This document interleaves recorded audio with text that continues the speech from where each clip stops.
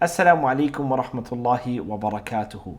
In my previous video, I went through a complete guide explaining the steps that you need to take in order to be able to read Arabic books without any sort of harakat.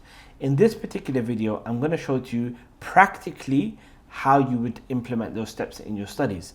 A lot of us understand the theory behind learning how to read Arabic without harakat, but we don't actually know how do I actively implement it in my studies. So I'm going to show you exactly how we can do that by going through a particular story in the Arabic language with its harakat and show you the steps that I mentioned, how you can implement them inshallah ta'ala. And then at the end of the video, I'll also mention some books that you can actually refer to, that you can use, that have harakat inside of them, and that you can use as part of your studies in order to learn how to read better bi'idhnillahi ta'ala. So first steps that we need to take, the first step that we need to take is we need to find a story, and I've got a story here ready inshallah ta'ala. It's a Arabic text which has harakat, and I'll just explain to you where I got it from.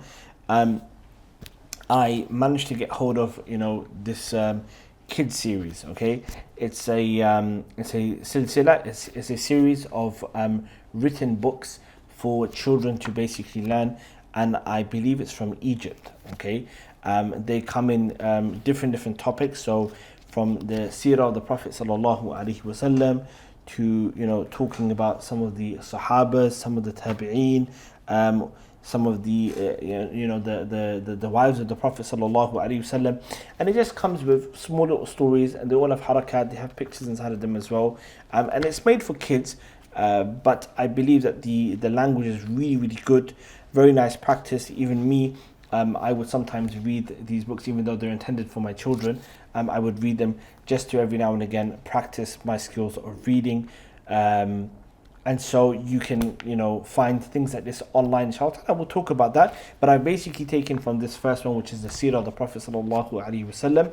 And obviously the Seerah starts off by going to the lineage of the Prophet sallallahu alaihi wasallam. So the story starts off by talking about Ibrahim alayhi salam. And so I've just written it out, and I'm going to screen share inshallah ta'ala for you this particular text. I've written it out and I've basically put the harakat on them just so I can do it a bit more easily on the iPad so you can see it, and then I'll show you the steps that we take. So step number one, as I mentioned, is that you need to find a story. So we found a story, okay, and the story has harakat inside of it. Now you can do this with conversations as well. So for example, books like al-Arabiyyatu bayn yadayk and Kitab al-Asasi, these books that focus a bit more on conversational skills, you can implement what I'm about to do now with those books as well, inshallah ta'ala. Just remember that those books are mostly focused on really you gaining the ability to speak, and if you want to just solely focus on reading, then perhaps finding a book which is specifically tailored just for the ability to read would probably be better for you, inshallah ta'ala. Ala kulli hal, you can use any one of them, there's no problem, inshallah ta'ala. The point is you just need to have text which has harakat, and then you need to be able to access vocabulary for it and be able to know what words are inside of it. I'll explain to you the steps as we go along. So here's a story, okay, and this story is basically dating back to about Ibrahim alayhi salam. And so I'll quickly just read it through with you, inshallah ta'ala, just so we have an idea of what we're reading, and then I'll try to explain some words and we'll take it from there. So you would obviously read the story first. It says ولد أبو الأنبياء إبراهيم عليه السلام في قرية بابل بالعراق, which basically means that يعني ولد أبو الأنبياء, that the father of all prophets, who is Ibrahim alayhi salam, ولد في قرية بابل بالعراق, he was born in a village, Babel, which is in Iraq. وكان في هذه القرية ملك ظالم. In this قرية, in this city or this village, there was a king. Okay, there was a king who was ظالم, يعني ملك ظالم, a oppressive king. يسمى, he was referred to as, his name was al-Namrud. Okay, So that's the name of the king that lived at the time of Ibrahim alayhi salam. فصنع الناس له الأصنام ويعبدونها. He said فصنع الناس. The people they made, صنع, they made, له, for him, al-asnam, they made for him idols. Okay? And يعبدونها, they worship those idols. Okay? They worship those idols. وأحس إبراهيم عليه السلام أن هذه الأصنام لا تضر ولا تنفع. Now Ibrahim alayhi salam, as a young kid, he was very wise. Very wise. Allah subhanahu wa ta'ala gave him that ability. And he started to notice that أن هذه الأصنام, that these idols, لا تضر, they don't harm, okay, ولا تنفع, and they don't bring any benefit. It's just a statue, okay? It's just a statue. And you ask any child who's a young child, you ask them, you know, regarding idols and worshipping idols. I remember I was one day teaching my children the concept of shirk and, you know, idol worshipping. And I told them, I said, look, if this, you know, wall here, and I said to you, this wall was a statue, and I was going to worship it, right? What would you think about that? And they said to me, you know, Dad, why would you worship it? Is it going to give you something? Can it do something for you? I said, no. I said, it can't do anything for me. It's just a wall. They said, if it can't do anything for you and it can't help you or give you nothing, then why would you worship? And I said, exactly. That's the whole point. Why would you worship something that does nothing for you? لا تضر, it cannot harm you. ولا تنفع, and it cannot bring you any good. Okay, and so this is what Ibrahim alayhi salam is basically coming to the conclusion of. And then it says فَتَسَأَلَ, and then he asked مَنِ الْخَالِقِ, who is the creator? مَنِ الْخَالِقِ. And then it says لا يمكن أن يكون الخالق صنما لا يسمع ولا يتكلم. He said لا يمكن, it is not possible أن يكون الخالق, that there is a khaliq, that is a sanaman, that there is a creator who is a sanam, which لا يسمع ولا يتكلم. This creator is an idol, is a statue. It's not possible for that to happen. And at the same time, لا يسمع ولا يتكلم. It cannot hear and it cannot speak. How can this statue be a creator, be al-Khaliq, the creator of the universe, where لا يسمع, it cannot hear, ولا يتكلم, and it cannot speak. ولا ينفع, it cannot bring any good. ولا يضر, and it can't also harm. And then its story mentions at the end, فَأَرْشَدَهُ اللَّهُ, Allah subhanahu wa ta'ala, أرشده, Allah guided him, إِلَى الْحَقِّ, to the truth. Allah guided Ibrahim alayhi salam to the truth. وَهَدَاهُ إِلَى تَوْحِيدِهِ, and he guided him to his tawheed, to his oneness. وَعِبَادَتِهِ, and his worship, subhanahu wa ta'ala. Glory be to Allah subhanahu wa ta'ala. Exalted is Allah subhanahu wa ta'ala. And so, a very simple story. Now, obviously, what I've done for you is I've basically translated as we've gone along. Now, what you would do is when you would take a story like this, you would either study it with somebody, so somebody can explain to you word for word what you're taking. So, for example, if you were to take the word wulida, they would explain to you what wulida means. Wulida is a fi'il, it's a verb, and it means, it's in the past tense, it's madi, and it means he was born. Okay, he was born. Abu means father, al-anbiya means prophets, and it's the plural, it's the jam', and the mufrad is nabi.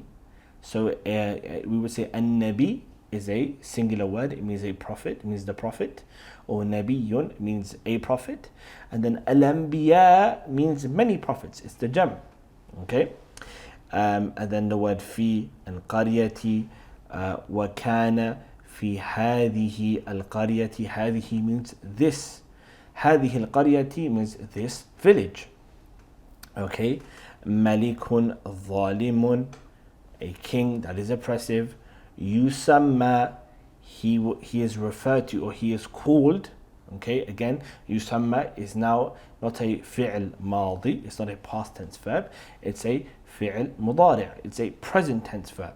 Okay, yusamma, he is referred to or he is called an-Namrud.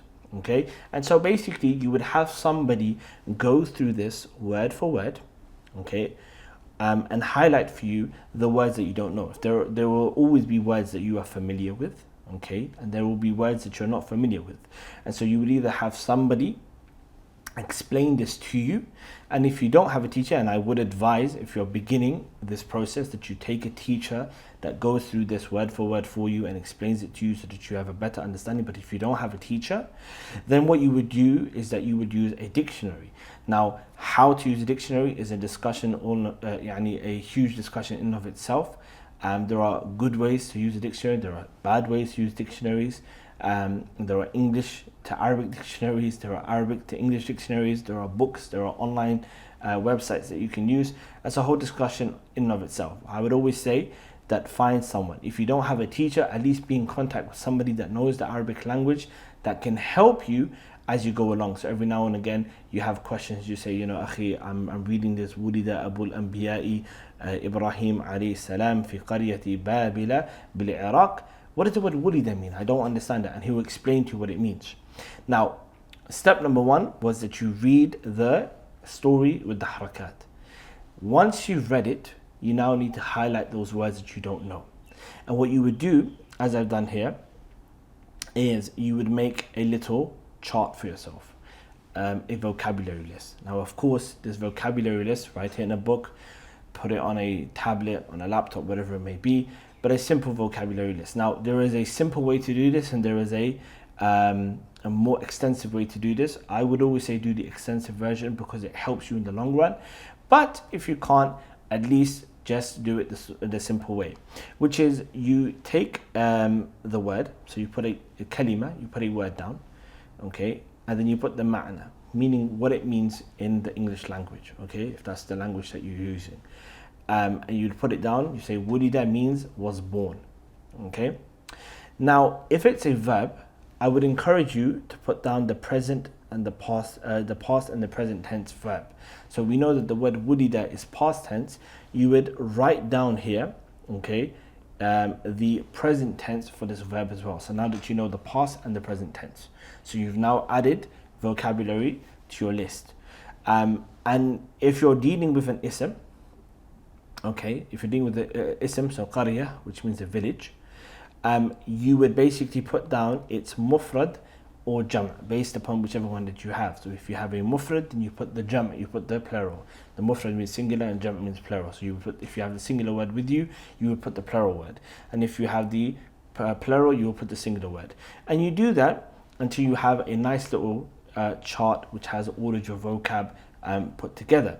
Now, once you've done this process and you've put these words in, you now have to memorize these words. Okay, you memorize these words. Once you memorize them, what you do is you go back to your story again. You go back to the story and you try to read it again. You read it again to see if you've understood every single word within the story. And you will find that, there are certain words that you didn't understand properly. And so you go back again and you go through your vocabulary list, you memorize the words, and you repeat this process. You continue to repeat this process until you are able to read this entire story, okay, your entire story without you can read the entire story and you know every single word which is inside the story as well. Once you've done that, you now go to the next step. Okay, next step, which is you've gone through a story, you've understand what it means, you memorize the vocabulary. You now want to test your ability of reading without the harakat. But remember, you have to read this a couple of times in order to make sure that you've got a good understanding of reading and the harakat that are involved. Okay, then what you would do is you would write out the story yourself. Now I've written it just here, and you would write it without any of the harakat. And I said this is the best step to do, which is you write the entire story out again and you do it without the harakat. And you writing the story alone is going to help you in your ability to memorize these words. And now what you do is you attempt at putting the harakat yourself. So for example, we have the word, you have this sentence here, okay? Now we read it previously it was pronounced as wulida. Wulida Abu al-Anbiya or al-Anbiya or al-Anbiya. Well, you write it down, and once you've written down all the harakat, you go back and cross-reference and you check. You say, okay, did I do this correctly? Wulida Abu al-Anbiya. And you'll notice that there are things that you do correctly and things that you make mistakes on. And anything that you made a mistake on, you now realize, okay, this is where I've got it wrong, I will recorrect it. And you continue this process until you're able to put harakat on the entirety of the story through your memory, okay, based upon the words that you have memorized. Now, once you've done this process, you now move on to the next story. Okay, so you've done one story, you now go to the second story, because now the purpose of this is for you to advance your vocab. So you don't want to stick around to just the words that you've learned in this story. You need to, enhance and broaden your vocabulary, and you can only do that by going through more stories. So you go to the next story and you repeat this process by reading it out, memorizing the words, making a vocabulary list for yourself. Then you go back and you read the story again and again to make it, your ability to flow in terms of your reading better. And then you write up the story and you try to put the harakat under yourself in order to see if you're able to do it based upon your memorization and what you've learned. Now, this is all based upon the memorization part.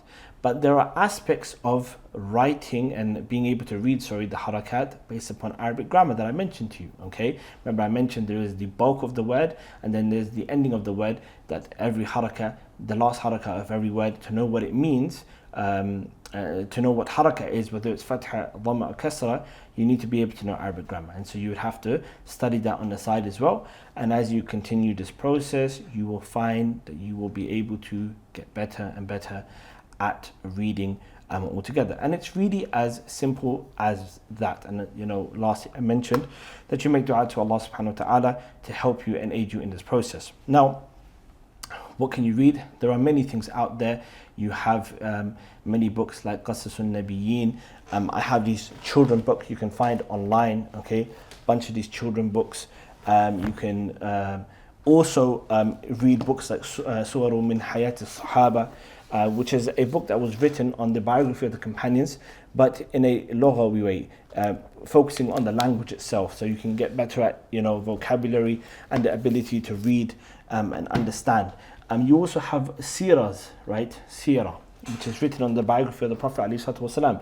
This is one, al-Lu'lؤ والمكنون, which is written by al-Azimi, and it also has a large version, which is like 4 volumes.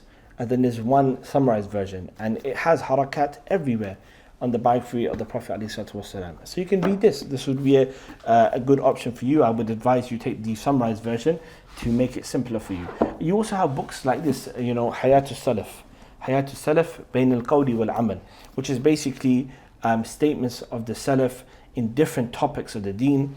And they all have harakat on them, okay? At least majority of them. Majority of these statements, they have harakat, and you can go through them, read them, learn the vocabulary of them, and then you basically repeat the process as I mentioned. And there are many other books that are specifically written for you to be able to read and get better. I'll put a list of some of them inshallah ta'ala in the description, but that's it. That's all you have to do, and by the end of it inshallah ta'ala you will be able to read Arabic books without harakat